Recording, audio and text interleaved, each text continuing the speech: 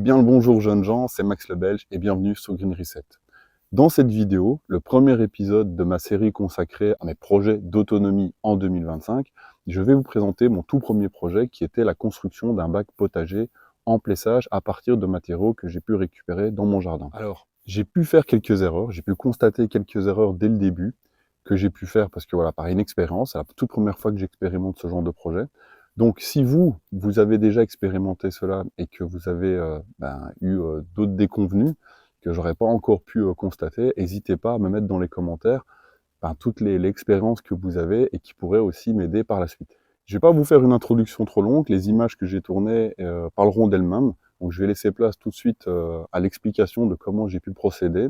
Et en tout cas, si vous êtes nouveau sur la chaîne, je vous invite à vous abonner, à liker la vidéo, à la partager, et puis à me faire vos retours dans les commentaires. Je vous attends avec impatience. Dans tous les cas, je vous remercie beaucoup pour votre feedback. C'est très important pour moi aussi de pouvoir échanger avec vous. Et puis, je vous laisse directement avec la construction. À bientôt. Alors la première chose que j'ai eu à faire, c'est de déterminer un emplacement pour poser mon bac. Donc ça a été assez facile parce que l'an dernier, j'avais déjà cultivé sur une parcelle où j'avais planté quelques tomates. C'est la première fois que je plantais, donc voilà, le sol était assez lourd, c'était compliqué. Donc là, j'ai passé juste un coup de débroussailleuse. Et après, je suis venu décompacter le sol avec une grelinette. Donc juste décompacter, l'aérer. Et j'étais agréablement surpris parce que sur cette parcelle qui avait jamais été cultivée, les tomates ont pu décompacter un tout petit peu le sol avec leurs racines, donc c'était un peu plus facile. Et j'en ai profité également pour agrandir la planche. Donc elle fait plus ou moins 3 mètres de longueur sur 1,20 m de large. Donc voilà, j'ai agrandi un peu. Ensuite, il me fallait de la matière première pour faire ce bac, donc ça tombe bien puisque j'ai des noisetiers dans le jardin. Et donc voilà, c'est un emplacement qui est réservé normalement pour mes futures poules. Et j'avais besoin d'élaguer les arbres, ils avaient pris beaucoup de place, donc ça tombe très bien, c'est tip top la matière qu'il me fallait. Alors une expérience que j'ai pu acquérir via ce projet, surtout quand on est tout seul, je vous conseille de trier directement les branches en tas, quoi. Donc les branches qui vont vous servir pour faire le bac potager avec des plus grosses branches pour faire les piquets, les plus fines pour faire le plessage. Les plus fines qui vont passer dans le broyeur, hein, tout dépendra de votre broyeur, mais ça vous allez vite capter la taille maximum que vous pourrez mettre dedans.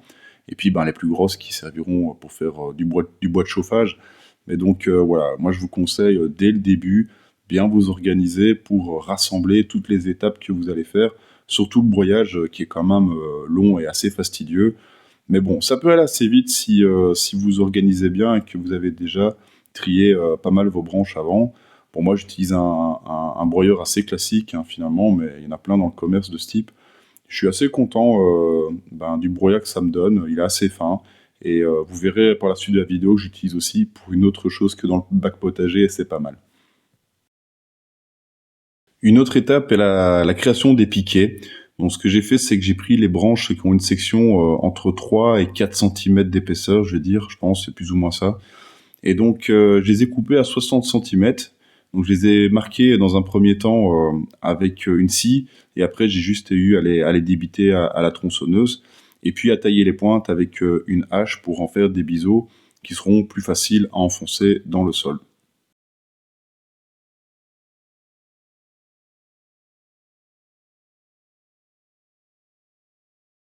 Une fois que j'avais suffisamment de piquets, je suis venu remesurer pour avoir plus ou moins les bonnes distances pour faire un rectangle assez parfait. Bon, j'ai pas utilisé la règle de Pythagore pour être sûr qu'il soit angle droit, hein, ça reste quand même quelque chose d'assez artisanal, hein, c'est pas non plus un mur de maçon. Mais voilà, j'ai mesuré pour faire un rectangle à l'œil nu. J'ai tendu une ficelle entre les piquets pour me faire un repère pour pouvoir aligner les piquets. Alors dans un premier temps, sur la longueur, je les ai mis à 30 cm, pareil pour la largeur. Ça me faisait beaucoup de piquets, et puis vous allez voir par la suite que c'était quand même une erreur. Après avoir plessé pas mal de tiges, je me suis rendu compte qu'en fait ça mettait beaucoup de contraintes sur les piquets, notamment parce que les tiges que j'avais choisies étaient bien trop épaisses, et puis les piquets étaient bien trop rapprochés. Du coup, je devais vraiment plier très très fortement les branches, ce qui a fait aussi pencher les piquets, et ils étaient plus du tout alignés. Donc pas d'autre choix. Le lendemain, j'ai recommencé, j'ai tout redémonté, j'ai réaligné une ficelle pour me refaire mon rectangle. Et à ce moment-là, ben, j'ai juste écarté les piquets. Donc pour la largeur, je les ai mis à 40 cm et pour la longueur, je les ai mis à 50. Et puis j'ai recommencé mon plissage. Je pense que l'écartement des piquets va surtout dépendre aussi des végétaux que vous allez placer dedans. Si vous utilisez du saule ou des branches de noisetier mais plus souples et plus fines, peut-être que vous pourrez aussi vous permettre de rapprocher un peu plus les piquets. Donc à ce niveau-là, ben, j'attends dans les commentaires vos retours d'expérience. Pour le plissage, j'ai simplement tressé les tiges de noisetier dans le sens des aiguilles d'une montre en alternant les parties les plus grosses et les parties les plus fines pour éviter d'avoir un décalage de hauteur au bout du compte. Donc voilà, j'ai simplement passé entre chaque piquet en tournant alentour du bac. Quand les tiges étaient trop courtes, j'ai simplement superposé. Donc c'est-à-dire que j'ai terminé une première tige et si elle s'arrêtait en pleine longueur, eh ben, j'ai recommencé en superposant à partir de 2 piquets avant pour compléter la longueur. Et puis ben, les tiges qui dépassaient, je les ai coupées. Et ça s'est terminé relativement tard. Vous voyez sur les images que j'ai terminé en pleine nuit et que j'ai recommencé le lendemain.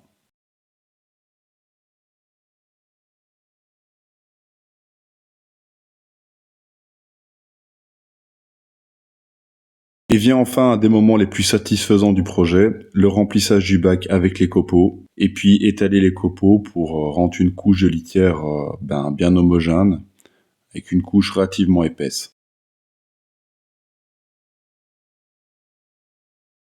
Et ça s'arrête pas là, puisqu'après, ben, j'ai tondu un petit peu. Je crois que je dois être le seul gars qui doit tondre sa pelouse en plein mois de décembre. Les voisins, ils ont dû se dire, ouais, le Belge, il est complètement fou, il tond sa pelouse en décembre. Mais bon, voilà, ça, elle a quand même bien poussé, hein, mine de rien. Et on a eu des journées bien ensoleillées, donc j'ai tondu et puis ben j'ai étalé la tonte sur le bac.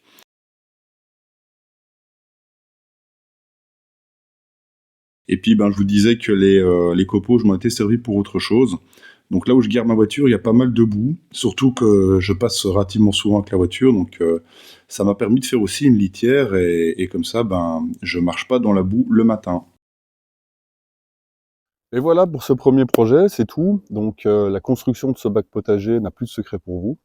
Je vais vous laisser quand même sur des images de mon prochain projet, donc certainement une des vidéos qui arrivera dans les semaines à venir, qui est la construction d'un châssis à semis. Je suis un peu en retard, je pensais réellement l'avoir fini pour ce mois-ci, pour janvier. Je pense qu'il sera terminé dans le courant février, en tout cas je l'espère. Vous allez voir en tout cas quand j'ai démonté les planches ben, que j'ai pu constater la présence de visiteurs un peu indésirables. Bon, c'est pas grave, je pense que je couperai les parties qui sont vraiment abîmées. Et je pense traiter les planches d'une manière assez naturelle, en les brûlant, peut-être en les traitant avec de l'huile de lin et potentiellement de l'essence de térébenthine. Donc voilà, si vous avez déjà expérimenté ce genre de choses, ben, j'attends aussi vos retours. Donc voilà, je sais que c'est des planches qui seront pas durables dans le temps, elles seront consommées par la vie du sol, hein, c'est normal. C'est pas grave, après c'est de la récup, donc c'est pas un souci.